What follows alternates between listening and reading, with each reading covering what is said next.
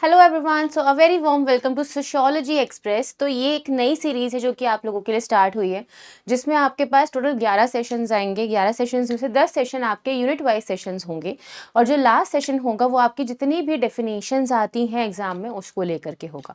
तो आज का जो सेशन है वो हमारी सबसे मोस्ट क्रूशियल यूनिट यानी कि सोशोलॉजिकल थ्योरी के ऊपर है। तो हम लोग यहाँ पे आने वाले 20 से 25 मिनट में सारे के सारे कंसेप्ट को वन लाइन में देखेंगे ताकि आपका एक फाइनल रिविजन हो सके।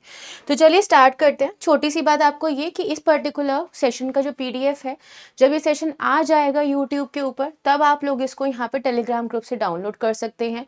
प्लस दूसरी बात ये कि ये सेशन आपको लाइव सेक्शन में नहीं, पीडब्ल्यू के वीडियो सेक्शन में देखने के लिए मिलेगा बिकॉज ये रिकॉर्डेड है। ठीक है, सो ये जो यूनिट है आपकी टोटल 5 तरह के पार्ट्स के अंदर बटी हुई है। ठीक है, तो हम लोगों ने वैसे भी ऑलरेडी एक 5 घंटे का मैराथन लिया हुआ है, डेप्थ में काफ़ी चीज़ें करी हैं, बट हम लोग इसको बहुत ही क्विक तरीके से एक एक थिंकर को 1 या 2 मिनट के अंदर कवर करते हुए चलेंगे। ठीक है, तो सबसे पहले आपके सामने जो थिंकर आते हैं वो है यहाँ पर एमाइल डर्काइम। तो एमाइल डर्काइम जो है वो यहाँ पे फादर ऑफ सोशियोलॉजी माने जाते हैं, लेकिन अकेडमिक टर्म्स में। ठीक है, यानी कि साहित्यक रूप से या विभाग रूप से। और इन्होंने यहाँ पे जो कंसेप्ट दिए हैं वो है सबसे पहले सोशल फैक्ट। क्या बोला है इन्होंने समाज तथ्यों के बारे में? Way of acting, thinking and feeling external to the individual and exercising coercive power over them. Example language, laws, moral codes, यानी कि व्यक्ति के बाहरी होता है। ठीक है, दबावकारी तथ्य होते हैं जैसे कि आपकी भाषा, कानून, संहिता या फिर लॉ। इन्होंने एनॉमी का भी कंसेप्ट दिया है जो कि यहाँ पे कहलाता है स्टेट ऑफ नॉर्मलेसनेस, यानी कि मापदंडहीनता की स्थिति, जिसमें सोशल नॉर्म्स या सामाजिक मापदंड जो है सोसाइटी में एक इंडिविजुअल को, एक व्यक्ति को रेगुलेट करने में या फिर कंट्रोल करने में फेल हो जाते हैं। Then he talked about mechanical versus organic solidarity, जो कि इनके काम डिवीजन ऑफ लेबर के अंदर आया था, यानी कि श्रम का विभाजन। तो इस काम के अंदर अगर हम बात करें तो इन्होंने 2 तरह की सोसाइटीज की बात करी। एक थी ट्रेडिशनल यानी कि पारंपरिक, और दूसरी सोसाइटी थी यहाँ पर मॉडर्न यानी कि आधुनिक। तो ट्रेडिशनल सोसाइटी में मैकेनिकल सॉलिडारिटी यानी कि यांत्रिक एकजुटता चलती है, और अगर मैं बात करती हूँ वहीं पे मॉडर्न सोसाइटी की तो वहाँ पे ऑर्गेनिक यानी कि जैविक एकजुटता चलती है। और जैविक एकजुटता में हमने क्या देखा कि स्पेशलाइजेशन ऑफ वर्क है, यानी कि काम का खासीकरण है, जिससे कि लोग यहाँ पर क्या कर पाते हैं, एक आपस में इंटरडिपेंडेंस या अंतर निर्भरता बना करके रखते हैं। नेक्स्ट है यहाँ पे 4 टाइप्स ऑफ सुसाइड जो इन्होंने अपनी सुसाइड स्टडी में दिया था। इन्होंने यहाँ पे ईगोइस्टिक, ऑल्ट्यूरिस्टिक, एनोमिक और फिटलिस्टिक, यानी कि अहमवादी, परार्थवादी, अनोमिक और नियतिवादी आत्महत्याओं के बारे में बताया है। एग्जाम में पूछा जाता है सिर्फ इनके नाम के बारे में। आपको जब भी पीडीएफ मिलेगा तो आपको यहाँ पे टिप्स मिलेंगे, तो आप उसके हिसाब से अपने कंटेंट को याद करते रहिएगा। अगले जो थिंकर है वो है मैक्स वेबर। मैक्स वेबर यहाँ पे बिलोंग करते हैं इंटरप्रेटिव सोशियोलॉजी से, यानी कि व्याख्यात्मक परंपराओं से। इनका सबसे पहला और बहुत फेमस कंसेप्ट है, उसका नाम है वेस्टहेन। वेस्टहेन का मतलब होता है एम्पैथेटिक अंडरस्टैंडिंग, यानी कि संवेदनशील समझ। लोगों के एक्शंस को, लोगों की प्रक्रियाओं को एक व्यक्तिनिष्ठ रूप में जानने की समझ को हम लोग क्या कहते हैं, वेस्टहेन कहते हैं। उसी के साथ साथ इन्होंने यहाँ पर 3 तरह के अथॉरिटी के टाइप्स भी दिए हैं, जिसमें 3 प्रकार के प्राधिकार आते हैं। प्राधिकार का मतलब क्या होता है कि आपके पास यहाँ पर एक वैधिक रूप से, एक लेजिटिमेट रूप से एक शक्ति आ चुकी है दूसरों के ऊपर अपना आदेश जमाने की या कमांड देने की। ठीक है, तो इसमें आती है सबसे पहले आपकी ट्रेडिशनल अथॉरिटी, ठीक है, पारंपरिक प्राधिकार, फिर आती है करिश्मेटिक, करिश्माई अथॉरिटी, एंड देन आता है लीगल रैशनल यानी कि कानूनी तर्कसंगत अथॉरिटी। इसी से इनका जो कंसेप्ट है ब्यूरोक्रेसी का वो भी निकला है, यानी कि अगर हम लोग बात करें नौकरशाही की तो वो कंसेप्ट भी आपका यहीं से आता है। इन्होंने यहाँ पर वेस्टहेन के बेसिस पे एक और चीज की बात करी है जो कि आपकी क्या कहलाती है, वो कहलाती है आपके सोशल एक्शन। तो इन्होंने तो 4 प्रकार के सोशल एक्शंस को विभाजित किया है। ठीक है, सबसे पहला आपका आता है यहाँ पे ज़्वैक रैशनल, ठीक है, आप इसको ऐसे ही लर्न करेंगे। दूसरा आता है वर्ट रैशनल, तीसरा आता है अफेक्टिव यानी कि भावनात्मक, और चौथा आता है हैबिचुअल या ट्रेडिशनल, ठीक है, पारंपरिक। उसी के साथ साथ अगर हम ब्यूरोक्रेसी की बात करते हैं तो ब्यूरोक्रेसी से इन्होंने एक और टर्म निकाला जिसका नाम है आयरन की, जो एग्जाम में कई बार पूछा गया, जिसको हम लौह का पिंजरा बोलते हैं। लौह का जो पिंजरा है वो यहाँ पर देखा जाता है कि एक ब्यूरोक्रेसी में, नौकरशाही में एक व्यक्ति जो है उसका युक्तिकरण हो जाता है, जहाँ पे वो अपने खुद के धर्म, अपने खुद की संस्कृति से एक बहुत ही अलगाव महसूस करता है। इन्होंने इस शब्द को यहाँ पर डिसएन्चेंटमेंट भी बोला है, ठीक है, डिसएन्चेंटमेंट भी बोला है, मोहभंग भी बोला है, ऑलराइट, नेक्स्ट यहाँ पे आता है एक इनका लास्ट कंसेप्ट जो कि है Protestant ethics and spirit of capitalism. तो यहाँ पे इन्होंने बोला है कि जो एक्चुअल में पूंजीवाद आया था वो यहाँ पे कैल्विनिस्ट की वजह से आया था, क्योंकि उनको ये चिंता थी कि मृत्यु के बाद का जीवन जो प्री डेस्टिनेशन है वो इनको पहले से तय करनी थी। तो इन्होंने यहाँ पे वर्ड एस्थेटिज्म, जिसका मतलब होता है कि दुनिया में रह करके ही एक तपस्या करना, बहुत ही मेहनत करके बहुत सारा धन इकट्ठा करके इन्होंने कैपिटलिज्म की शुरुआत करी। तो this was the idea of max weber.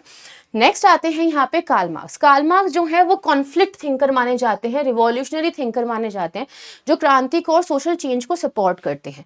इनका सबसे पहला जो कंसेप्ट रहा है वो है हिस्टोरिकल मटेरियलिज्म, यानी कि ऐतिहासिक भौतिकवाद। ऐतिहासिक भौतिकवाद यहाँ पर ये कहता है कि हर एक चेंज सोसाइटी में जो हुआ है वो हमेशा सिर्फ और सिर्फ भौतिक स्थितियों में बदलाव के कारण, यानी कि मटीरियल कंडीशंस में चेंज होने की वजह से ही हुआ है, जहाँ पे इन्होंने मल्टीपल स्टेजेस को दिया है। ठीक है, तो मल्टीपल स्टेजेस की अगर मैं बात करूं तो इन्होंने यहाँ पर क्या बोला कि सबसे पहले यहाँ पर कौन सी सोसाइटी होती है, प्रिमिटिव यानी कि आदिम समाज होता है। देन उसके बाद आपकी सोसाइटी आती है स्लेवरी यानी कि गुलामी समाज आता है। फिर उसके बाद आती है फ्यूडलिज्म यानी कि सामंती समाज आता है। और फिर उसके बाद आती है कैपिटलिस्ट सोसाइटी जो कि पूंजीवादी समाज है। इन्होंने अपना मेजर काम जो है वो पूंजीवादी समाज के ऊपर किया था, पर बाकी की चीजें इन्होंने हिस्टोरिकली ट्रेस करी थी, ऐतिहासिक रूप से निकाली थी। कैपिटलिस्ट सोसाइटी के बाद यहाँ पे आता है आपके सामने सोशलिज्म यानी कि समाजवाद। और फिर आता है यहाँ पे कम्युनलिज्म यानी कि साम्यवाद। ऑलराइट, इनका मानना था कि हमारी सोसाइटी जो है इकोनॉमिक बेस के ऊपर बनी है। ये आपको ध्यान रखना, एग्जाम में कई बार ये क्वेश्चन पूछा गया है। ठीक है, फिर आता है कमोडिटी फेटिशिज्म जो कि एग्जाम के अंदर कई बार आया है। यहाँ पे फेटिशिज्म का मतलब होता है अंधभक्ति या फिर पूजा करना, और कमोडिटी का मतलब होता है पूजा, यानी कि हमारी आज की सोसाइटी कुछ इस प्रकार की है जहां पर हम लोग देखते हैं कि लोग वस्तुओं की पूजा कर रहे होते हैं। देन उन्होंने उसके साथ साथ ये बताया है कि जो कैपिटलिस्ट सोसाइटी है या पूंजीवादी समाज है, वहां पर जितने भी श्रमिक काम कर रहे हैं, जितने भी लोग फैक्ट्री में काम करते हैं, उनको काम करते करते अलगाव हो जाता है। और अलगाव जो है वो 4 तरह की चीजों से होता है। ये आपका बहुत इंपॉर्टेंट पीवाईक्यू रहा है। ठीक है, जिसमें प्रोडक्ट ऑफ लेबर यानी कि जो उत्पाद बना रहा है वर्कर, उससे उसको अलगाव हुआ है। उसको अपनी प्रक्रिया यानी कि लेबर प्रोसेस से अलगाव हो जाता है। उसको यहाँ पे स्पीशीज बीइंग यानी कि अपने जो यहाँ पर मानव है या मानव जितने भी ह्यूमन बींग्स हैं उसको सबसे उनसे अलगाव हो जाएगा। और साथ साथ जो उसके सहकर्मी है, सहकर्मचारी है, जो उसके साथ काम करते हैं, उनके साथ भी उसको अलगाव हो जाता है।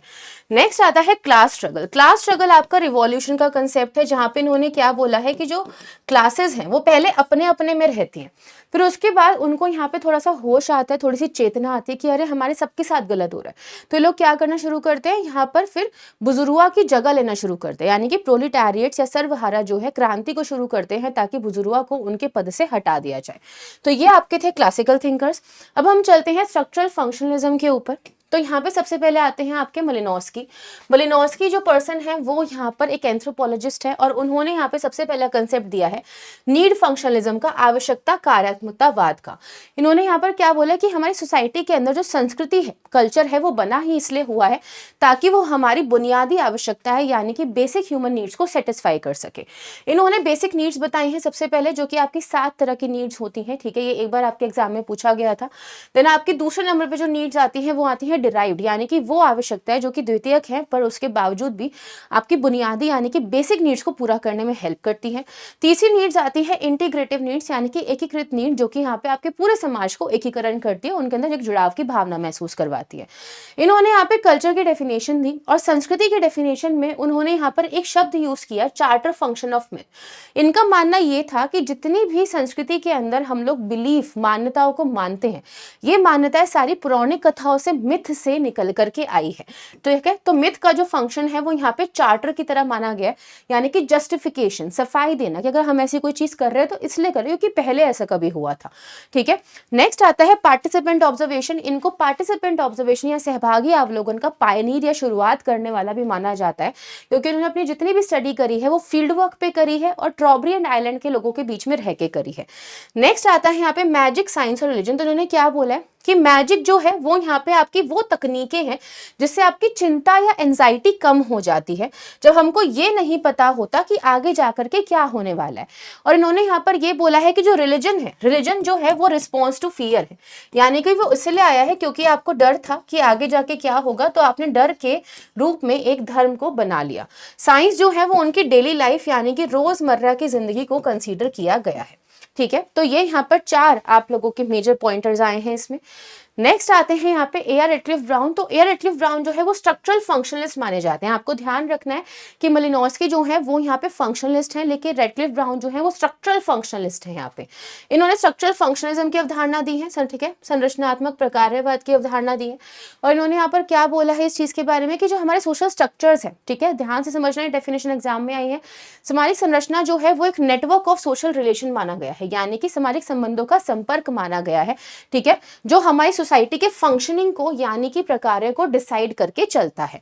और इन्होंने बोला है कि जितने भी संस्थान होते हैं वो सारे हमारे सोसाइटी के सिस्टम को बनाते हैं, और ये डर्काइम से बहुत ही ज्यादा प्रभावित भी थे, ये भी आपके एग्जाम में आए हैं। नेक्स्ट आता है यहाँ पे सिंक्रोनिक एनालिसिस। ठीक है, तो इन्होंने यहाँ पर क्या बात बोली है, इन्होंने यहाँ पर ये बोली है कि हम लोगों की सोसाइटी में 2 तरह से डिफ्यूजन होता है। एक तो सेम टाइम पर डिफ्यूजन होता है प्रसार, और एक होता है अलग अलग समय पर डिफ्यूजन। तो इन्होंने उसी के हिसाब से यहाँ पर एक पर्टिकुलर स्ट्रक्चर बनाया जो कि था सोशल स्ट्रक्चर के 2 तरह के पार्ट्स। ठीक है, क्या क्या होते हैं उसको देख लेते हैं। एक होता है आपका सामाजिक सोशल मॉर्फोलॉजी, आकृति विज्ञान, और दूसरा होता है सोशल फिजियोलॉजी की सोसाइटी काम कैसे करती है। तो मॉर्फोलॉजी का मतलब होता है कि आपके जितने भी स्ट्रक्चर हैं वो एक मिलके पैटर्न को बना रहे हैं, और फिजियोलॉजी का मतलब होता है कि स्ट्रक्चर मिलकर के फंक्शन अब कैसे कर रहा है साथ में। ऑलराइट, तो दिस वाज द आइडिया। आपको छोटी सी बात ये भी समझनी है कि किनशिप एंड सोशल स्ट्रक्चर जो है, ठीक है, वो यहाँ पर कंसेप्ट इन्होंने स्टडी किया, तभी ये सामाजिक संरचना की अवधारणा को भी निकाल करके ला पाए। और इनका एक कंसेप्ट ये भी था सोशल सेंटिमेंट का, यानी कि जो रिचुअल्स है, रीति रिवाज है, उसका क्या यहाँ पर रोल है।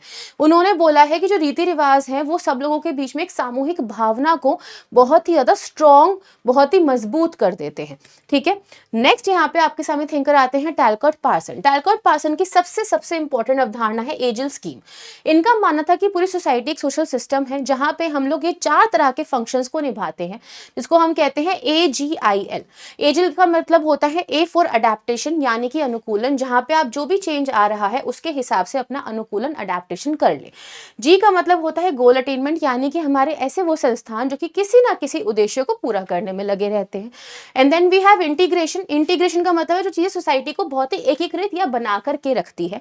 और फिर आता है लेटेंसी, और इसको हम पैटर्न मेंटेनेंस भी कहते हैं, कि जो पैटर्न जो चर्च चले आ रहे थे उसको बना करके रखा जा सके।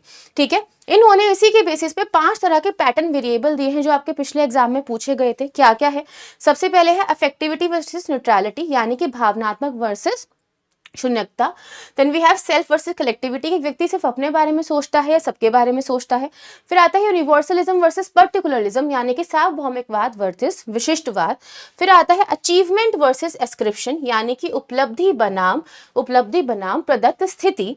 और फिर आता है स्पेसिफिसिटी वर्सेस डिफ्यूजनेस, यानी कि आप यहाँ पे लोगों से विशिष्ट रूप से बात करते हो या बहुत ही व्यापक रूप से बात करते हो। तो ये 5 आपको याद रखने हैं, बिकॉज एज इट इज ऐसे एग्जाम में ये पूछे गए हैं। ठीक है, फिर यहाँ पे सोशल सिस्टम की डेफिनेशन के ऊपर हम लोग चलते हैं। इन्होंने यहाँ पर क्या बोला है कि सोशल सिस्टम एक सिस्टम है इंटरडिपेंडेंट पार्ट का, यानी कि सोसाइटी, समाज एक ऐसी प्रणाली है जो कि अंतर्निर्भर भागों के द्वार पे बनी हुई है। ठीक है, अगर एक भी पार्ट में चेंज आएगा तो वो दूसरे पार्ट में भी कुछ ना कुछ बदलाव करेगा। तो इनका एक कीवर्ड है जिसको हम कहते हैं इक्विलिब्रियम, यानी कि संतुलन। और संतुलन तभी बना रहेगा जब यहाँ पे सारे पार्ट स्टेबल रहेंगे, एकदम स्थिर रहेंगे। इनकी आती है कन्वर्जेंस थीसिस, यानी कि अभिसरण थीसिस। तो इन्होंने यहाँ पे स्ट्रक्चर ऑफ सोशल एक्शन नाम की किताब लिखी, उसके अंदर क्या बोला है, ठीक है, Weber, Durkheim, Pareto, Marshall all converge on a voluntaristic theory of action despite starting from different point. यानी कि इन्होंने बोला कि जितने भी थिंकर्स आपके सामने लिखे, चाहे डर्काइम हो चाहे मैक्स वेबर हो, ये इन सबसे यहाँ पे प्रभावित भी थे, ये भी आप समझिएगा। इन्होंने क्या बोला कि चाहे भले इन्होंने कहीं से भी शुरुआत करी हो, लेकिन ये घूम फिर करके सारे सामाजिक प्रणाली के ऊपर ही आए और सामाजिक क्रिया के ऊपर ही आए। सोशल एक्शन क्यों होता है इसी के ऊपर इन्होंने बात करी। नेक्स्ट थिंकर आते हैं Robert King Martin. Robert King Martin is the student of Talcott Parson, और इन्होंने यहाँ पे सबसे बड़ा जो पहला काम दिया था वो था मैनिफेस्ट वर्सेस लेटेंट फंक्शन, यानी कि प्रकट व अप्रकट कार्य। तो इन्होंने कहा कि जो मैनिफेस्ट फंक्शन होते हैं वो आपके वो फंक्शंस होते हैं जो कि हम लोगों के द्वारा जानबूझ के किए जाते हैं, और अगर लेटेंट फंक्शन की बात करें तो ये वो फंक्शंस होते हैं जो कि हम लोगों ने जानबूझ के किए नहीं, लेकिन प्रकट कार्य के साथ साथ ये भी कहीं ना कहीं पूरे हो गए। ठीक है, तो इन्होंने यहाँ पे इन दोनों फंक्शंस को लेके बात करी है और बोला है कि ये फंक्शंस जो हैं वो पॉजिटिव आउटकम की तरह ही हम कोशिश करते हैं, लेकिन कई ना कई बार ऐसा होता है किसी प्रकार के एक दुष्प्रभाव भी पड़ने शुरू हो जाते हैं। नेक्स्ट आती है यहाँ पे मिडल रेंज थ्योरी, मध्यम श्रेणी सिद्धांत। मध्यम श्रेणी सिद्धांत वो सिद्धांत था जो कि भव्य सिद्धांत और साथ ही साथ जो व्यवहारिकता है, जो प्रैक्टिकलिटी है सोसाइटी में, उसके बीच का जो अंतराल है, जो गैप है, उसको ब्रिज करने का काम कर रहा था। इन्होंने क्या करा, हाइपोथेसिस फॉर्मेशन करा उसमें, यानी कि आप यहाँ पे एक भव्य सिद्धांत जो कि बहुत ही अमूर्त है, एब्स्ट्रैक्ट है, और प्रैक्टिकल कंडीशंस जो कि कॉन्क्रीट है, जो देखने के लिए हमको मिलती है, ठोस है, उसके बीच का एक हिस्सा लेकर के आना है ताकि हम लोग प्रूव कर सके, साबित कर सके कि वो ग्रैंड थ्योरी सोसाइटी में सच में अप्लाई होती भी है या नहीं होती है। इन्होंने फिर दिया है कंसेप्ट सेल्फ फुलफिलिंग प्रोफेसी का, जो कि यहाँ पर स्वपूर्ण भविष्यवाणी कहलाता है। इस कंसेप्ट के अंदर हम लोग क्या देखते हैं कि यहाँ पे एक व्यक्ति को बार बार कोई अगर चीज बोली जाती है तो वो उसको खुद ही आगे जाकर के सच कर देता है, भले ही उसका ऐसा कोई इरादा हो या ना हो, बट जस्ट बिकॉज हम उसको बार बार वो चीज बोल रहे हैं तो उसने इस चीज को कंप्लीट कर दिया। ठीक है, फिर आती है स्ट्रेन थ्योरी, तनाव सिद्धांत, वेरी वेरी इंपॉर्टेंट वर्क, जो कि यहाँ पे इन्होंने किनसे लिया, डरकाइम के एनोमी से लिया। इस वर्क के अंदर यहाँ पे सिंपली ये बोला गया कि जो कल्चर है, ठीक है, कल्चरल गोल्स है, यानी कि आपके सांस्कृतिक लक्ष्य है और साथ ही साथ उनको प्राप्त करने के जो संसाधन है, इनके बीच में एक गैप आ जाता है, जिसकी वजह से इंसान यहाँ पर क्या करता है, अनुकूलन के तरीके देखता है। यहाँ पे 5 तरह के अनुकूलन के तरीकों को बताया गया है, जिसको आप सिंपली एक कोड से याद करिए, CIRRR। ठीक है, कंफॉर्मिटी यानी कि या तो अनुकूलन कर लेगा, इनोवेशन या फिर वो क्राइम कर सकता है। ठीक है, रिचुअलिज्म यानी कि जो उसकी लाइफ के अंदर पहले से चल रहा है वो चलता रहेगा, लेकिन वो नए तरीके नहीं ढूंढेगा अपनी इच्छाओं को पूरा करने के। रिटिटिज्म, इसको दुनिया से कोई मतलब नहीं है, ये लोग वो होते जो कि शायद नशे करते हैं। ठीक है, रिबेलियन, विद्रोही, ये वो लोग हैं जिनको ना तो गोल्स चाहिए, ना लक्ष्य चाहिए, जिनको ना ही यहाँ पे संसाधन चाहिए, ये कहने सब कुछ बदल दो। ठीक है, तो ये आपके 4 तरह की चीजें इसमें आई हैं, लेकिन मैं आपके सामने एक और कंसेप्ट ऐड करूंगी, वो है रेफरेंस ग्रुप का, संदर्भ समूह का। ठीक है, ये आपको ध्यान रखना है, ये भी इनका दिया गया कंसेप्ट है ऑब्वियसली, लेकिन ये कंसेप्ट ओरिजिनली हर्बर्ट हाइमन ने दिया था। ठीक है, ये भी आपको ध्यान रखना है। अगले थिंकर आते हैं Claude Levi Strauss. Claude Levi Strauss ने यहाँ पे आपका कंसेप्ट दिया है बाइनरी अपोजिशन का। आपको ध्यान रखना है कि क्लॉड लेवी स्ट्रॉ वो थिंकर है जो कि फंक्शनलिस्ट नहीं है, ये सिर्फ और सिर्फ संरचनावादी है। इन्होंने द्विआधारी विरोध के अंदर क्या बताया, इन्होंने ये बताया कि जो इंसान का दिमाग होता है, मन होता है, ह्यूमन माइंड यूनिवर्सली एक ही तरह से सोचता है। ठीक है, ये चीज आपके एग्जाम में आई हुई है पहले। वो हमेशा क्या करेगा, एक पेयर बनाएगा, एक जोड़ा बनाएगा, और वो कॉन्ट्रास्ट यानी कि उल्टा जोड़ा होगा, यानी कि अच्छे के साथ बुरा हमेशा लगाएगा। ठीक है, ताकि वो यहाँ पे चीजों को जस्टिफाई कर सके, अगर कुछ बुरा बना है तो कुछ अच्छा भी बना है। और इसी चीज को इन्होंने अपनी किताब सैवेज माइंड में भी बताया है, जहाँ पे इन्होंने क्या बोला है कि जो पुराने लोग थे ना, वो भले ही यहाँ पर थोड़ी सी कम इन्वेंशन उन्होंने करी, ऑब्वियसली काफी करी है वैसे तो, लेकिन मॉडर्न सोसाइटी के हिसाब से, ठीक है, जो हमारा आधुनिक समाज है उसके हिसाब से हम लोग ये मान के चलते हैं कि पुराने लोग शायद हम लोगों से निम्न थे, इन्फीरियर थे, लेकिन ऐसा नहीं है। सैवेज माइंड जो है वो इक्वली इनोवेटिव था। ठीक है, उतना ही नव प्रवर्तन कर रहा था। क्यों? क्योंकि उनके आसपास जो रिसोर्सेज या संसाधन थे उन्होंने उसी के हिसाब से कुछ नया बनाया, और वो नया जो है मॉडर्न सोसाइटी के लोग भी बना रहे हैं, बस फर्क कितना है कि संसाधन पहले कम थे और अब ज्यादा है। ठीक है, नेक्स्ट आती है अलायंस थ्योरी। अलायंस थ्योरी यानी कि गठबंधन सिद्धांत। इन्होंने यहाँ पे क्या बताया कि दो समूहों के बाहर बीच में शादी होगी, यानी कि एक समूह कभी भी अपने भीतर शादी नहीं करेगा, जिसको हम कहते हैं एक्सोगेमी, यानी कि हमेशा बहिर्विवाह देखने के लिए मिलेगा। और ये जो बहिर्विवाह है ये यहाँ पर किस आधार पे, प्रिंसिपल पे चलता है? सबसे पहले चलता है इंसेस्ट टैबू, यानी कि जो खून के संबंध है उनके बीच में यौन संबंध या सेक्सुअल रिलेशनशिप नहीं होना चाहिए। और दूसरा प्रिंसिपल ऑफ रेसिप्रोसिटी, यानी कि पारस्परिकता का संबंध, यानी कि अगर एक ग्रुप से लड़की दूसरे ग्रुप में जा रही है तो दूसरी ग्रुप की लड़की भी पहले ग्रुप के अंदर आएगी, तो अदल बदल होगी लड़कियों की यहाँ पे, ठीक है। फिर आते हैं माई थीम्स। माई थीम्स का कंसेप्ट अनोखा है, सिर्फ इनके द्वारा ही दिया गया है। इन्होंने क्या बोला है माई थीम्स में कि जो हमारे मिथ है वो छोटी छोटी थीम्स को मिला के बने, जिसमें अच्छा और बुरा हमेशा हमको देखने के लिए मिलेगा। जैसे कि रामायण को आप एग्जाम्पल ले सकते हैं, रामायण में अच्छा और बुरा दोनों तरह की चीजें वहां पे प्रेजेंट है, जिसने मिला के बहुत ही बड़ी पौराणिक कथाओं को बना दिया, राइट। तो that was your idea of my themes, ठीक है, जो कि हमारे लैंग्वेज के आधार पर चलती है। अब आ जाते हैं हार्मोनेटिक और इंटरप्रेटिव ट्रेडिशंस के ऊपर। तो सबसे पहले यहाँ पर आते हैं जीएच मीड। जीएच मीड जो है वो फाउंडर ऑफ सिंबॉलिक इंटरैक्शनिज्म है, लेकिन जिन्होंने शब्द को कॉइन किया है वो यहाँ पे हर्बर्ट ब्लूमर है, ठीक है, इस बात को ध्यान रखना है। Herbert bloomer. बोर्ड की दिक्कत तो ऐसी हो चुकी है जो चलती रहती है। एनीवे, तो इनका सबसे पहला काम जो था वो यहाँ पे था आई और मी। इन्होंने कहा था कि अगर एक पर्सन का सेल्फ यानी कि जो उसका स्व है वो आई और मी को बना के बनता है, तो यहाँ पे क्या लिखा है आपके बिल्कुल एग्जाम की डेफिनेशन के हिसाब से लिखा है, जो पहले एग्जाम में पूछी गई थी। आई जो है वो स्पॉन्टानियस है, स्वतः स्फूर्त है, क्रिएटिव है, रचनात्मक है, अनसोशलाइज्ड है, असामाजिकृत है, ठीक है, जो अपने इम्पल्स पे एक्ट करता है। इसको आप प्रिडिक्ट नहीं कर सकते। लेकिन अगर मैं यहाँ पे बात कर देती हूँ किसकी, मी की, तो मी आपका सोशलाइज्ड सेल्फ का पार्ट होता है, ठीक है, सामाजिकृत स्व होता है, जो यहाँ पे आपका किस बेसिस पे चलता है कि हम लोग यहाँ पर जनरलाइज हो चुके हैं, यानी कि सामान्यकृत अन्य के आधार पे सोशलाइज हो चुके हैं, यानी कि सोसाइटी में जितनी भी लोगों की अपेक्षाएं हैं, एक्सपेक्टेशन है, वो जब आई के साथ जुड़ जाती है तो बन जाता है मुझे, यानी कि मी, जो कि सोशलाइज या सामाजिकृत पार्ट माना जाता है, ठीक है। तो जनरलाइज अदर भी मैंने आपको बता दिया, ये है आपके एटीट्यूड और एक्सपेक्टेशन, यानी कि वो एक्सपेक्टेशन जो सोसाइटी हर किसी से लगाती है और हम इसको आंतरिकरण कर लेते हैं। और ये कैसे डिवेलप होता है, ये डिवेलप होता है इन 3 तरह के स्टेजेस में, जिसको हम कहते हैं सेल्फ के स्टेजेस, 3 तरह के चरण, स्व के 3 चरण। जहां पे हम लोग पहला स्टेज देखे हैं प्रिपेरेटरी, यानी कि प्रारंभिक चरण, जहां पे बच्चा जो है दूसरों की नकल करता है बस। सेकंड जो है वो है प्ले, यानी कि ये स्टेज जो है आप लोगों का यहाँ पर शुरू होता है रोल प्ले से, जिसमें हम लोग सिर्फ यहाँ पे गेम खेल रहे हैं, लेकिन हमें रूल्स और नियम नहीं पता अभी तक। फिर तीसरा आता है गेम स्टेज। गेम स्टेज में क्या होता है कि हमें अब नियम पता लग चुके हैं, हम असली दुनिया में अब कदम रख चुके हैं, तो हमको पता है कि हमको अब कैसे बिहेव करना है, ठीक है।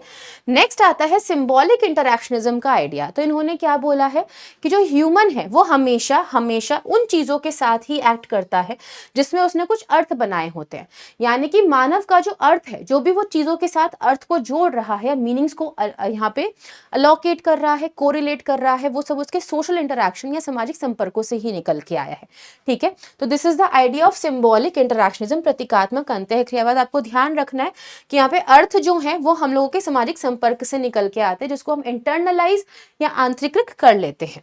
नेक्स्ट थिंकर आते हैं Karl Mannheim. Karl Mannheim is the founder of sociology of knowledge, ठीक है, जिन्होंने यहाँ पर बोला है कि ज्ञान का समाजशास्त्र क्या कहता है। आपको ध्यान रखना है कि शिक्षा का समाजशास्त्र या सोशियोलॉजी ऑफ एजुकेशन अलग है सोशियोलॉजी ऑफ नॉलेज से।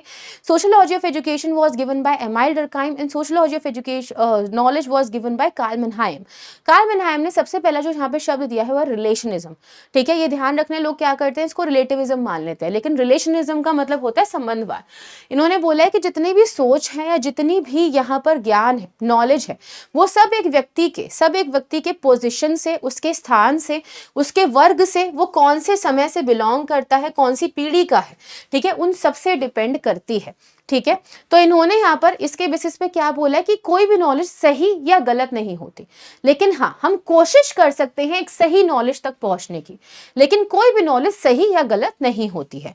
इन्होंने यहाँ पे दो तरह की सोच के बारे में बात करी है। एक होती है आइडियोलॉजी, विचारधारा भी आपकी 2 रूपों से देखी जाती है। एक होती है पार्शियल, यानी कि आधी, जहां पे हो सकता है कि यहाँ पे एक पर्टिकुलर ग्रुप किसी एक ही समूह को पसंद ना करता हो, ठीक है, और जो यहाँ पे टोटल आइडियोलॉजी होती है, पूर्ण विचारधारा होती है, वो सब गरीबों को यहाँ पे नापसंद करे क्योंकि वो पला बड़ा ही ऐसे, ठीक है। तो पार्शियल में क्या है, आधी विचारधारा बने, कुछ ही लोगों को देख करके जज करना, लेकिन टोटल में सबको जज कर रहे हैं जिनको पसंद नहीं करते, ठीक है।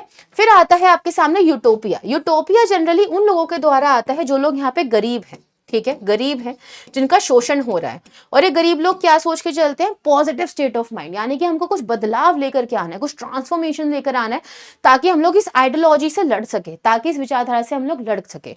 तो इसमें यहाँ पे कौन हम लोगों को सबसे ज्यादा हेल्प करता, फ्री फ्लोटिंग इंटेलेक्चुअल्स, ठीक है, यानी कि वो लोग जो कि यहाँ पर किसी भी चीज का सही और गलत जानते हैं, पढ़े लिखे लोग हैं, किसी एक पर्टिकुलर स्थान से बिलोंग नहीं करते, उनके अंदर रिलेशनिज्म नहीं है, वो बस ये जानते हैं कि कौन सी चीज सही है और कौन सी चीज गलत है। ये भी आपके एग्जाम में आया हुआ टॉपिक है।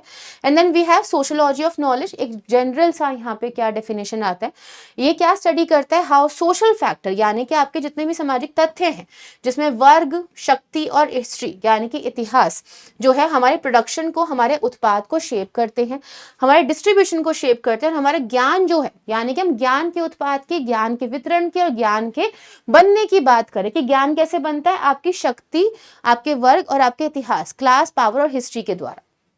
ठीक है, अगले थिंकर हैं ऑल्फ्रेड शुट्ज। ऑल्फ्रेड शुट्ज जो है वो फेनोमेनोलॉजिकल सोशियोलॉजी से बिलोंग करते हैं, यानी कि घटनात्मक समाजशास्त्र से बिलोंग करते हैं। क्या लिखा है इन्होंने ऊपर, everyday life is built on typification and shared life were taken for granted. ये आपके एग्जाम में पूछा गया पार्ट है, ठीक है, यानी कि आपका जो यहाँ पे रोजमर्रा की जिंदगी है वो आपके अलग अलग टाइपिफिकेशन, प्रकारीकरण और जो आपने एक जीवन जगत बनाया है उसके आधार पर चलती है। तो टाइपिफिकेशंस क्या होते हैं, इस बात को समझ जाते हैं। टाइपिफिकेशंस बेसिकली हमारे मेंटल स्कीम है, जैसे कि हम अपने दिमाग में क्या करते हैं, अलग अलग खाने बना लेते हैं कि हाँ अगर हमें किसी एक पार्टी में जाना है तो ऐसे कपड़े पहनने हैं, अगर हम लोगों को यहाँ पर किसी एक फंक्शन की जगह ऑफिस में जाना है तो ऐसे कपड़े पहने, यानी कि हम लोगों ने हर सिचुएशन के हिसाब से, हर स्थिति के हिसाब से कुछ ना कुछ यहाँ पर टाइपिफिकेशंस को बनाया हुआ है, ठीक है। और ये यहाँ पर टाइपिफिकेशन हर किसी का अलग रूपों से एग्जिस्ट करता है, ठीक है। पहले हम लिखते हैं कि लाइव वर्ल्ड क्या होता है, यानी कि जीवन जगत। जीवन जगत बेसिकली हम लोगों की एक अंडरस्टैंडिंग है, ठीक है, जो कि है तो साझा, शेयर्ड, लेकिन टेकन फॉर ग्रांटेड, यानी कि हमने उसको मान ही लिया, रोज एक जैसी जिंदगी जीते जीते कि हाँ सब कुछ ऐसे ही चलेगा, बोरिंग मान लिया एक तरह से, ठीक है। जो हम लोगों की रोजमर्रा की जिंदगी से हमारा जीवन जगत बनता है, हमारे एक्सपीरियंसेस से, हमारे इंटरैक्शन से यहाँ पर हमारा जीवन जगत बनता है।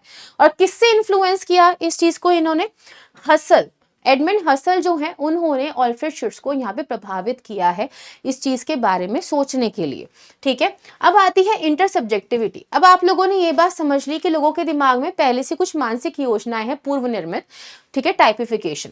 अगर आप मान लो कि दो अलग अलग सोसाइटी के लोग आपस में एक साथ आएंगे और एक साथ मिलकर के वो आपस में देखें कि अरे हम तो बहुत अलग अलग प्रकार से सोचते हैं, तो अगर उनको साथ में काम करना तो वो क्या काम कर पाएंगे, अगर उनके बीच में एक अंतर विषयकता नहीं आएगी तो, क्योंकि वो बात अच्छे से जानते हैं कि हमें एक दूसरे के साथ काम करने के लिए दूसरे को समझना पड़ेगा। तो ऐसे ही हम सब लोग भी आपस में एक दूसरे के साथ काम करने के लिए एक दूसरे को समझते हैं, जिसको हम कहते हैं अंतर विषयक जगत, यानी कि सबका जगत अलग है पर हम लोग एक कॉमन अंडरस्टैंडिंग पे चलते हैं कि यस ये पर्सन हमसे अलग हो सकता है, ठीक है। फिर आता है impose.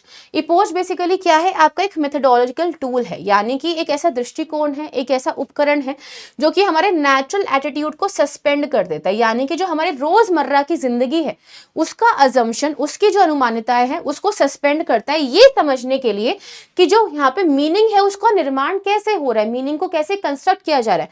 This is very very important guys, आपके एग्जाम में आया हुआ है, इसको ध्यान से जरूर पढ़िएगा, ठीक है। हम लोग क्या करते हैं, ब्रैकेटिंग कर देते हैं, और हम लोग जो ब्रैकेट में हमारे लिखा हुआ है ना बस उसी को देख रहे हैं, हम आसपास की जितनी भी नेचुरल चीजें उसको सस्पेंड कर रहे हैं।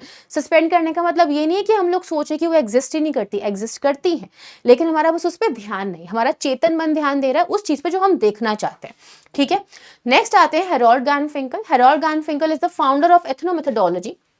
तो जैसे आपका फेनोमेनोलॉजी है, फेनोमेनोलॉजी का अगर मैं एक प्रैक्टिकल पार्ट की बात करूं तो वो आपका नरवंश पद्धति शास्त्र होता है, ठीक है। यानी कि हम लोग अब उन मेथड्स को सर्च कर रहे हैं कि लोग रोजमर्रा की जिंदगी में किस प्रकार से मीनिंग को बनाते हैं, यानी कि मेथड्स कौन से लोग यूज करते हैं अपनी रोज की सोशल ऑर्डर को प्रोड्यूस करने के लिए, कि हाँ उन्हें किसी नॉर्म का पालन करना है तो वो कैसे बना, कहने का ये मतलब है। जहां पे आपके दो कंसेप्ट आते हैं, एक आता है इंडेक्सिकलिटी और दूसरा आता है रिफ्लेक्सिविटी, ठीक है, रिफ्लेक्सिविटी प्रतिवर्तिता। तो ये दोनों कंसेप्ट किस तरह से चलते हैं, अब आप इस बात को समझिए कि इंडेक्सिकलिटी का मतलब आपका क्या होता है, संदर्भ, यानी कि कंटेक्स्ट ऑफ अ सिचुएशन। अलग अलग स्थितियां आपकी हो सकती है और उन स्थितियों के हिसाब से बदलने की जो एबिलिटी होती है, अपने आप को काबिलियत होती है, उसको रिफ्लेक्सिविटी कहते हैं।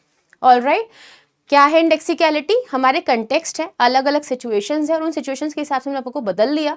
बदलने की जो काबिलियत है, क्षमता है, एबिलिटी है, वो रिफ्लेक्सिविटी है, प्रतिवर्तिता है। ठीक है, अब इन्होंने यहाँ पर एक पर्टिकुलर मेथड को लगाया, वो था ब्रीचिंग एक्सपेरिमेंट। ब्रीचिंग एक्सपेरिमेंट क्या है? उल्लंघन प्रयोग। इन्होंने जानबूझ करके वो चीजें करी इस एक्सपेरिमेंट में जो कि हमारे सामाजिक मानदंडों को तोड़ रही थी, ये समझने के लिए कि एक्चुअल में लोग उसको देख के फिर कैसे बिहेव करेंगे, क्या उनको शॉक लगेगा, क्या वो ऑफेंड हो जाएंगे इससे। तो इन्होंने यहाँ पर उल्लंघन एक्सपेरिमेंट्स को लगाना शुरू करा ताकि ये समझ पाए कि अगर हम हर रोजमर्रा की जिंदगी के रूल्स को वॉयलेट करके तोड़ देते हैं तो क्या होता है।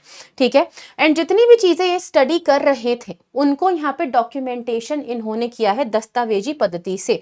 इन्होंने यहाँ पर क्या देखा कि लोग जो हैं वो यहाँ पे हर इंस्टेंस को एक डॉक्यूमेंट की तरह ट्रीट करते हैं, जो कि उनके अंडरलाइंग पैटर्न्स में देखने के लिए मिलते हैं। यानी कि एवरी सिंगल पर्सन यहाँ पे नोट करके रखते हैं कि अच्छा ये चीज इस टाइम पे हुई थी तो हमको ऐसे बिहेव करना पड़ेगा आगे जाके, and that is how they make social norms. इस प्रकार से वो सामाजिक मापदंडों का पालन करते हैं। नेक्स्ट आते हैं Erving Goffman. Erving Goffman is a thinker जिन्होंने ड्रामाटर्जी या नाटकीय शास्त्र दृष्टिकोण दिया है। इन्होंने क्या बोला है कि जो सामाजिक जीवन होता है वो एक थेरेटिकल परफॉर्मेंस है, यानी कि एक रंगमंचीय प्रदर्शन है। इस रंगमंचीय प्रदर्शन में आपके सामने होता है एक फ्रंट स्टेज, यानी कि आगे का स्टेज जहां पे हम लोग वो सब चीजें करते हैं जो सामने वाला देखना चाहता है, और एक होता है हमारा बैक स्टेज जहां पे हम बहुत आराम से बैठे हैं, हमको किसी के हिसाब से व्यवहार करने की जरूरत बिल्कुल भी नहीं है। तो आपको ध्यान रखना है कि फ्रंट स्टेज का ही हिस्सा जो है इंप्रेशन मैनेजमेंट है, प्रभाव प्रबंधन है, जहां पे हम लोग सिर्फ वही चीज दिखाएंगे जो सामने वाला देखना चाहता है। इन्होंने इसी के साथ साथ एक कंसेप्ट दिया है टोटल इंस्टीट्यूशन और स्टिग्मा का। इन दोनों को आपको साथ में समझना है। तो कलंक या स्टिग्मा बेसिकली होता क्या है? ये बेसिकली वो चीजें हैं जो एक इंसान के ऊपर कलंक लगा दे, जो सोसाइटी एक्सेप्ट नहीं करती, सोसाइटी जो एक्सेप्ट नहीं कर रही। तो इन्होंने 3 प्रकार के स्टिग्मास को बताया। पहला स्टिग्मा है फिजिकल, यानी कि शारीरिक रूप से किसी को डिसेबिलिटी है, विकलांगता है। ठीक है, दूसरा स्टिग्मा है यहाँ पे मेंटल या करेक्टर, यानी कि एक इंसान मानसिक रूप से बीमार है। और तीसरा स्टिग्मा है ट्राइबल, यानी कि कोई एक पर्सन एक ऐसे धर्म, जाति या फिर नस्ल से बिलोंग करता है जो लोगों को एक्सेप्टेबल नहीं है। तो ये 3 आधार पे हम लोग कलंक लगाते हुए सोसाइटी को देखते हैं। And then he talked about total institution. इनकी एक किताब है असाइलम के नाम से। तो इन्होंने यहाँ पर असाइलम किताब के अंदर क्या मेंशन किया कि जो लोग सोसाइटी के रूल्स को तोड़ते हैं उनको स्टिग्मा की तरह ही समझा जाता है। ठीक है, या फिर वो बेसिकली क्रिमिनल्स हो गए, या फिर वो बातें कर रहे हैं जो कि लोगों को अच्छी नहीं लग रही है, तो उनको हम लोग क्या देखते हैं कि या तो उनको जेल में भेज दिया जाता है, पागल खाने में भेज दिया जाता है, मेंटल हॉस्पिटल में भेज दिया जाता है, जहां पे उनके साथ क्या होता है, मॉर्टिफिकेशन ऑफ सेल्फ, यानी कि जो उनका असली सेल्फ था उसको मार दिया जाता है, उनकी जो पहचान है उसको उनसे छीन लिया जाता है और उनको एक नई पहचान पकड़ा दी जाती है। तो ये आइडिया जो है टोटल इंस्टीट्यूशन का एर्विंग गॉफमैन के थ्रू आता है। अगले थिंकर है क्लिफर्ड गिट्स। क्लिफर्ड गिट्स का सबसे ज्यादा इंपॉर्टेंट काम यह है, पहली बात तो ये एक सिंबॉलिक एंथ्रोपोलॉजिस्ट माने जाते हैं। प्रतीकात्मक अंतःक्रियावादी के आधार के ऊपर इन्होंने मानव शास्त्र को पढ़ा। ठीक है, और इन्होंने यहाँ पर क्या बोला कि हमें कभी भी सोसाइटी को अगर समझना है तो उसके सिंबल्स के आधार पे समझना पड़ेगा, क्योंकि संस्कृति में भी, धर्म में भी हम हर एक चीज सिंबॉलिक या प्रदर्शन या प्रतीकात्मक रूप से ही बनाते हैं। तो इनका सबसे पहला कंसेप्ट था यहाँ पर थिक डिस्क्रिप्शन, मोटा विवरण। तो इन्होंने यहाँ पर क्या बोला, देखो 2 तरह के विवरण है, एक तो थिन डिस्क्रिप्शन है, पतला विवरण, और एक है मोटा विवरण। तो इन्होंने बोला कि सोसाइटी को एक्सप्लेन करने के लिए आपको कभी भी एक थिन डिस्क्रिप्शन के बेसिस पे नहीं करना है, क्योंकि उससे लोग नहीं समझ पाएंगे कि क्या चल रहा है। ठीक है, आपको जब भी एक्सप्लेन करना है तो थोड़ा गहराई में जाके करना है, यानी कि कंटेक्स्ट क्या है चीजों का, मतलब क्या है, अर्थ क्या है। मान लो किसी ने आंख मारी, आंख मारना जो है वो सिर्फ क्या हो गया कि ठीक है उस पर्सन ने आंख मारी, लेकिन उसने आंख क्यों मारी? वो हमको चिढ़ा रहा था, वो हमको परेशान कर रहा था, या फिर वो किसी और को परेशान करने के लिए हमको पहले से इशारा दे रहा था। तो वो गहराई में जाना थिक डिस्क्रिप्शन हो गया। यहाँ पे अब आता है वेब ऑफ मीनिंग। ये डेफिनेशन बहुत इंपॉर्टेंट है, इनके एग्जाम में आई है कल्चर को लेके। इन्होंने बोला है कि मैन एक एनिमल है जो कि यहाँ पे वेब ऑफ सिग्निफिकेंस में फंसा हुआ है, यानी कि वेब ऑफ सिग्निफिकेंस, जो चीजें हमारे लिए मतलब रखती हैं हमने उसी का जाल बुना है और उसी के आधार पे हम लोगों ने संस्कृति और कल्चर को बनाया है। ठीक है, इन्होंने क्या बोला कि अगर आपको कल्चर को समझना है तो आपको कल्चर को एक टेक्स्ट की तरह रीड करना पड़ेगा। इसको पढ़िए, इसको समझिए, और इसको यहाँ पे सिर्फ ऑब्जर्व मत करो, इसको सिर्फ मेजर मत करो, इसको समझने की कोशिश करो कि ऐसा ऐसा है तो क्यों है? ऐसा इसलिए है क्योंकि वेब ऑफ मीनिंग है, लोगों ने जाल बनाए हैं अर्थों का। हम लोग जब भी कोई यहाँ पे कल्चर देखते हैं तो वो ऐसे ही नहीं बना, वो लोगों के लिए कुछ ना कुछ मीनिंग रखता है, इसलिए बना है। फिर आती है Balinese cockfight, this is very important, exam में पूछा गया है ये भी, ठीक है। तो ये जो पर्टिकुलर यहाँ पे स्टडी थी ये थिक डिस्क्रिप्शन के ऊपर करी गई है, मोटे विवरण के ऊपर करी गई है। तो उन्होंने क्या बोला है कि बालिनीज कॉकफाइट जहाँ पे मुर्गों की लड़ाई होती थी वो कोई जुआ नहीं था, ये बालिनीज का कल्चर था, उनकी संस्कृति थी, उनकी स्थिति, उनकी परिस्थिति, उनके स्टेटस को दिखाने के लिए, उनके पुरुषत्व को दिखाने के लिए, मैस्कुलिनिटी को दिखाने के लिए, उनके यहाँ पे सोशल वर्ल्ड के एक्सपीरियंस को दिखाने के लिए। यहाँ पे जो मुर्गा जीतता था उसको यहाँ पे ऑब्वियसली एक ऊंचा पद मिलता था, जिस व्यक्ति का वो मुर्गा है उसको एक ऊंचा पद मिल रहा है। लेकिन ये लोग हार नहीं मानते थे, ये लोग तभी भी बालिनीज फाइट को रेगुलर बेसिस पे जब इनके कल्चर में होता था, जब इनके यहाँ पे फेस्टिवल्स होते थे उस टाइम पे किया करते थे।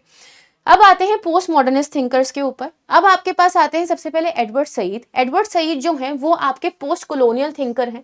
इन्होंने जो सबसे बड़ा कंसेप्ट दिया है वो है ओरिएंटलिज्म, ठीक है, जो कि क्या बोलता है, एक वेस्टर्न डिस्कोर्स, शब्द समझिए पश्चिमी विमर्श, जो कि यहाँ पे फुको से बिलोंग करता है, फुको से ड्रॉ किया गया शब्द है।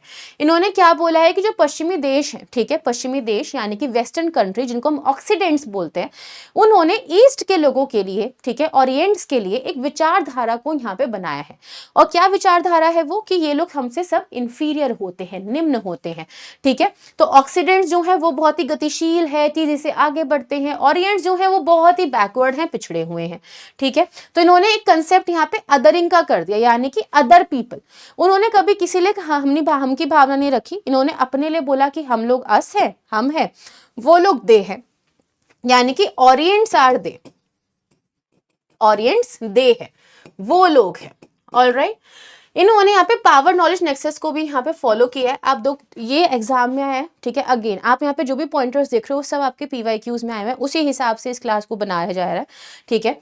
तो यहाँ पर एक क्वेश्चन आया था कि archaeology of knowledge and archaeology of power, ठीक है, ये चीज़ें यहाँ पे कौन कौन सी चीज़ें हैं जो कि एडवर्ड सईद ने फुको से यहाँ पर बोरो करी है। तो आप देख सकते हो कि इन्होंने पावर नॉलेज नेक्सस को भी फॉलो किया, क्योंकि हमारे पास नॉलेज है तो हम लोग पावर बना रहे हैं, पावर है तो हम लोग नॉलेज बना रहे हैं। और यही तो हुआ है, जितनी भी यहाँ पे कंट्रीज ऐसी रही जिसने किसी और के ऊपर उपनिवेशवाद किया है, कोलोनियलिज्म किया, जैसे कि ब्रिटेन ने किया, तो वो लोग यहाँ पे अपनी लिटरेचर, अपने साहित्य, क्योंकि उनके पास पावर है डिस्कोर्स की, विमर्श की, चीज़ों को फैलाने की, तो वो वही बातें फैलाते हैं जिसमें ईस्टर्न कंट्रीज को या पूर्वी देशों को बहुत ही निचला दिखाया जाता है, राइट। नेक्स्ट आते हैं पियरे बोर्डो। पियरे बोर्डो का कंसेप्ट यहाँ पर आता है हैबिटस का, जो कि बहुत बार एग्जाम के अंदर पूछी गई डेफिनेशन है। प्लस इनकी जितनी भी किताबें हैं ये सब भी यहाँ पर एग्जाम के अंदर पूछी गई है। इसमें ईयर्स जो हैं आपके दोनों तरह के लिखे हैं, ठीक है, जस्ट इन केस, क्योंकि आपको पता है कि आप कंफ्यूज होते हो कि 1979 होगा, 1984 होगा, तो यहाँ पे दोनों तरह के ईयर्स आपके सामने लिख दिए गए हैं, ठीक है। हैबिटस जो है वो क्या होता है, एक ड्यूरेबल सिस्टम है, ट्रांसपोजेबल डिस्पोजिशन है, यानी कि आप जब पैदा होने के बाद आपका कोई भी हैबिटस नहीं था, लेकिन आपको सोशलाइज करा गया आपके परिवार के हिसाब से कि आपकी क्या आदतें होनी चाहिए, वो आपका हैबिटस कहलाता है। और ये जो हैबिटस है, ठीक है, ये जो हैबिटस है उसको हम लोग आगे लेकर के जाते हैं अपने फील्ड में, लेकिन फील्ड के हिसाब से भी हम हैबिटस को चेंज करते रहते हैं। इस पर्टिकुलर क्षेत्र में वो इंसान जीतता है, ठीक है, जिसकी हैबिट्स यहाँ पे उसके कैपिटल के हिसाब से बहुत ही ऊंची होती है। तो मैं कहना क्या चाहती हूँ अभी कि हमारी सोसाइटी में जिन लोगों के पास ऊंचा पद होता है उनके पास 4 प्रकार की पूंजियां होती हैं। पहली पूंजी होती है इकोनॉमिक, आर्थिक रूप से पैसा बहुत है। दूसरी होती है सोशल, यानी कि सामाजिक संपर्क बहुत बने हुए हैं। तीसरी होती है कल्चरल, सांस्कृतिक, और चौथी होती है सिंबॉलिक, यानी कि प्रतीकात्मक।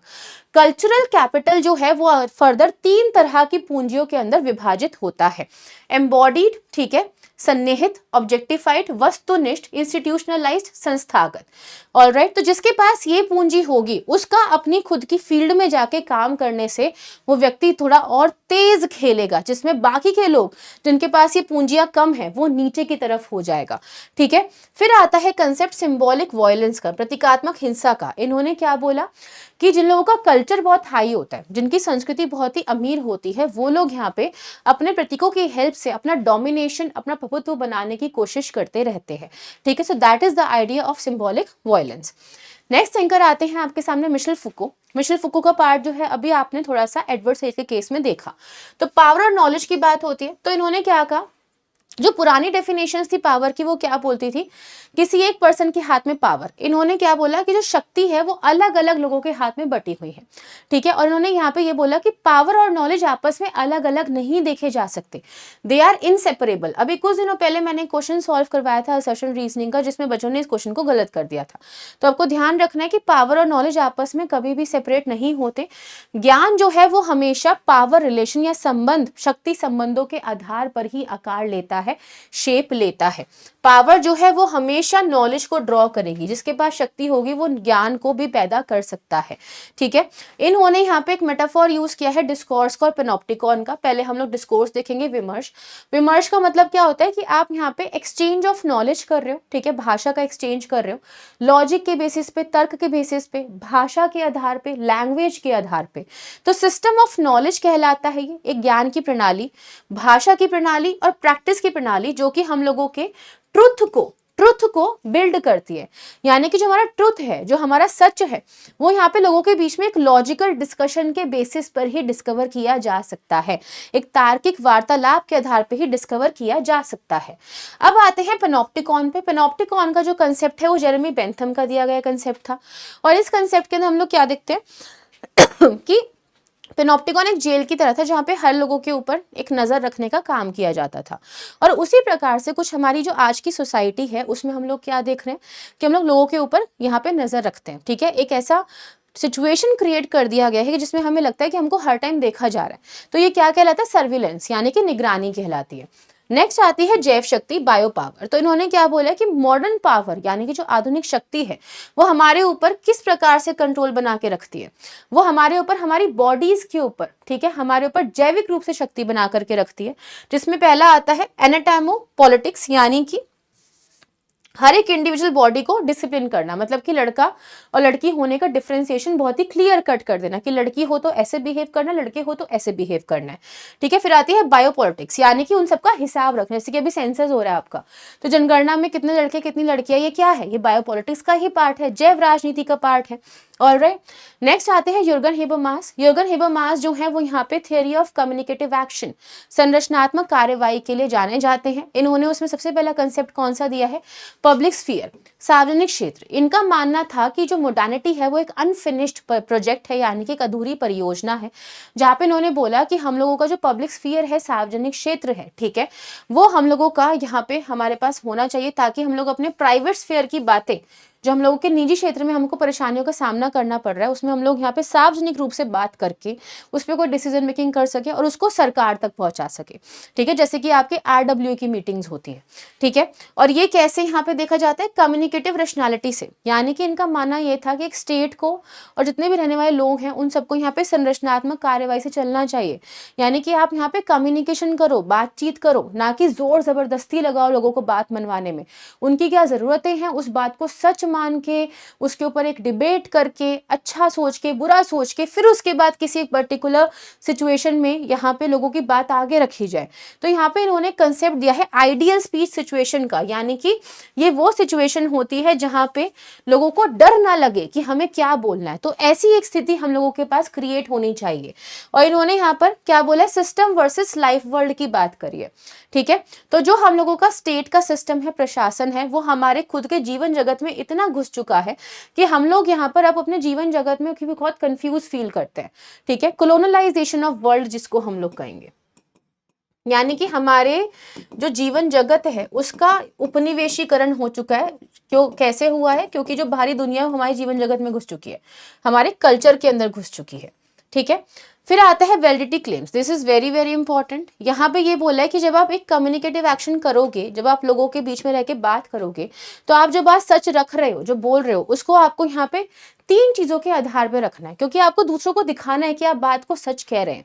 तो पहली बात यहाँ पर क्या है कि ट्रुथ, यानी कि पहली बात तो आपको खुद को पता होना चाहिए कि आप सच बात बोल रहे हो, जो कि यहाँ पे सबके लिए एक ऐसा हो, एक ईमानदारी दिखाए कि हाँ सबको लगे कि आप बिल्कुल सही बात कह रहे हैं, ठीक है। फिर आता है राइटनेस, यानी कि राइटनेस में आपको सही गलत के बारे में पता होना चाहिए कि आपके मापदंड क्या हैं और आप उनको नहीं तोड़ रहे हो। फिर आता है सिंसियरिटी, यानी कि आप कोई बात रख तो रहे हो पर आपके मन से वो बात अगर नहीं आ रही तो वो सच नहीं मानी जाएगी। तो ये आपके एग्जाम में पूछा गया है। इसके अलावा मैं यहाँ पे एक छोटी सी चीज और ऐड कर रही हूँ जिसको हम लोग क्या बोलेंगे, crisis, types of crisis, economic crisis, ठीक है, and then your motivation crisis,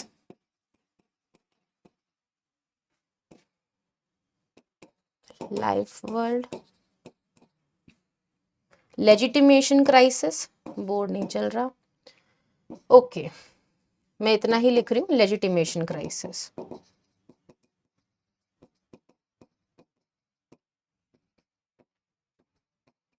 ठीक है, ये सब आप लोग पीपीटीज में एक बार देख लीजिएगा। चलिए एंथनी गिडेंस पे आते हैं, ठीक है, इनको लास्ट थिंकर रखेंगे हम लोग। सो यहाँ तक कि आपके थिंकर सबसे ज़्यादा इंपॉर्टेंट है, तो इन सबको हम लोग कवर कर रहे हैं, ठीक है। सो एंथनी गिडेंस स्ट्रक्चरेशन थ्योरी को लेकर आए हैं, जहाँ पे इन्होंने बोला है कि स्ट्रक्चर या संरचनाएं जो होती हैं वो हम लोगों की चलती है ह्यूमन बीइंग के द्वारा, यानी कि दोनों चीज़ें आपस में एक दूसरे के ऊपर असर डालती है, ठीक है। तो स्ट्रक्चरल एजेंसी का मतलब क्या होता है हमारा, कि ह्यूमन बीइंग ने अपनी नीड्स के लिए संरचना को बनाया, और संरचनाएं जो हैं वो हमारे ऊपर दबाव डालती है कि हमको उसको बनाए रखने के लिए कुछ अपने एक्शंस को करते रहना पड़ेगा। लेकिन एक एजेंसी जो कि इंडिविजुअल या व्यक्तियों को मिला के बना है, वो यहाँ पर एक चीज़ बहुत अच्छी कर सकते हैं। वो क्या चीज़ है, वो चीज़ ये है कि हम लोग जब चाहे यहाँ पे अपने स्ट्रक्चर्स को चेंज कर सकते हैं, अगर वो हमारे लिए कोई फंक्शन सर्व नहीं कर रहे तो। फिर उन्होंने यहाँ पे बात करी है रिफ्लेक्सिव मोडालिटी की। इन्होंने यहाँ पर क्या बोला है कि हमारी जो आधुनिकता है वो बहुत ही चिंतनशील हो चुकी है, यानी कि हमारी सोसाइटी के अंदर अब हर कोई व्यक्ति अपने आप के बारे में सोचता है, ठीक है, अपने अंदर एक प्रतिवर्तिता ला चुका है, इंडिविजुअलिज्म, व्यक्तिवाद ला चुका है, जो कि पहले नहीं होता था। एक ट्रेडिशनल सोसाइटी, पारंपरिक समाज में एक व्यक्ति जो है हमेशा अपने परिवार की पहचान के आधार पर चलता है, लेकिन अब क्या हो चुका है कि हम लोग ऐसी प्रैक्टिसेस करते हैं, ठीक है, जो हम लोगों को नई इंफॉर्मेशन देती रहती है। तो हम लोग क्या कर रहे हैं, अपने आप के बारे में सोच के अपने आप को बार बार कॉन्टिन्यूसली चेंज करते रहते हैं as per the new information. जो नई सूचना हमारे पास आती है उसके हिसाब से अपने आप को रिफ्लेक्सिव हम लोगों ने कर दिया है। फिर इनका कंसेप्ट आता है टाइम स्पेस डिस्टेंसिएशन का, समय स्थान विस्तार का, जो कि यहाँ पर क्या बात करता है कि जो हमारी मॉडर्न टेक्नोलॉजी है उसने यहाँ पर हमारे रिलेशनशिप्स को बहुत स्ट्रेच कर दिया। यानी कि अगर एक व्यक्ति यूएस में बैठा है और एक व्यक्ति इंडिया में बैठा है, तो दोनों के बीच में ना कोई बहुत ज़्यादा स्पेस नहीं रहेगा, ठीक है, और दोनों लोग जो हैं वो आपस में यहाँ पे तब भी बात कर सकते हैं with the help of technology, तकनीकों के आधार पे। फिर इनका एक कंसेप्ट है प्योर रिलेशनशिप का, जो कि एग्जाम के अंदर आया है, और इसको हम लोग प्लास्टिक सेक्सुअलिटी भी कहते हैं। तो उन्होंने क्या बोला है कि हम लोगों की जो आज के टाइम में संबंध है वो बहुत ही शुद्ध माने जाते हैं। क्यों?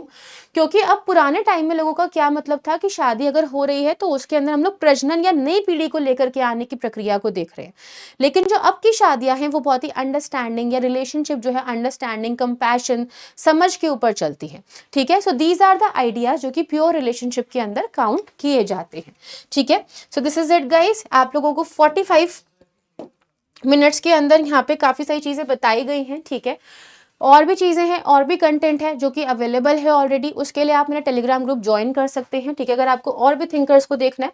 हाउएवर आपने जो आज थिंकर्स को कवर किया है इतनी देर में, इतने सारे, वो सारे आपके मेजर थिंकर्स जो एग्जाम में आते हैं, आप इसके लिए इस टेलीग्राम ग्रुप को ज्वाइन कर सकते हैं, और इस पर ज्वाइन करके आपको PDF, इसके साथ क्या पुराने 5 घंटे की जो मैराथन हुई थी उसका लिंक और उसका भी आपको यहाँ पे PPT फॉर्मेट सब कुछ मिल जाएगा, ठीक है। तो thank you so much everyone, bye bye and take care. Thank you. All the best.